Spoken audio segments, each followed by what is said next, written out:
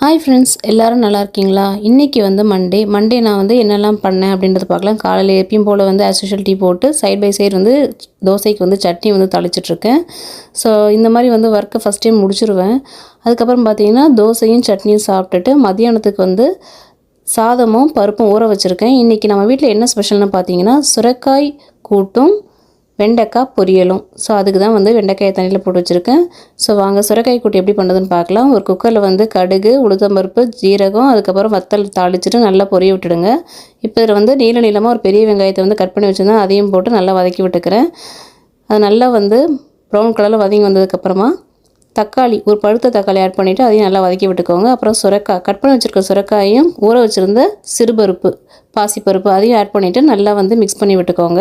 இப்போ இதில் வந்து கொஞ்சம் மஞ்சள் தூள், 1 டீஸ்பூன் வரமிளகாத்தூள், 1 டீஸ்பூன் மல்லித்தூள், நான் டேஸ்ட்டுக்காக கொஞ்சம் சாம்பார் தூளையும் ஆட் பண்ணுவேன். ஆட் பண்ணிவிட்டு நல்லா மிக்ஸ் பண்ணி விட்டுக்கோங்க. நல்லா ஒரு செகண்டுக்கு நல்லா மிக்ஸ் பண்ணி விட்டதுக்கப்புறமா இதில் வந்து தேவையான அளவுக்கு தண்ணியை ஊற்றி கொஞ்சமாக வந்து கல்லுப்பு, தேவையான அளவுக்கு கல்லுப்பையும் ஆட் பண்ணிக்கோங்க. ஆட் பண்ணிவிட்டு நல்லா மிக்ஸ் பண்ணி விட்டுட்டு மூடி ஒரு 3 விசில் விட்டு எடுத்திங்கன்னா சுரைக்காய் கூட்டு வந்து ரெடி ஆகிடும்.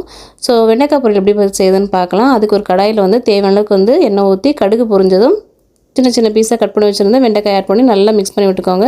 கொஞ்சம் மஞ்சள் தூள், கொஞ்சம் வரமிளகாத்தூள், கொஞ்சம் மஞ்சள் தூள், தேவையான உப்பு ஆட் பண்ணிட்டு நல்லா மிக்ஸ் பண்ணி விட்டுக்கோங்க. இந்த குழம்பு இருக்குது பார்த்திங்கன்னா, அந்த வெண்டைக்காயில் அதில் நல்லா வந்து போகணும். அது வரைக்கும் நல்லா அந்த எண்ணெயில் நல்லா ஃப்ரை பண்ண விடுங்க.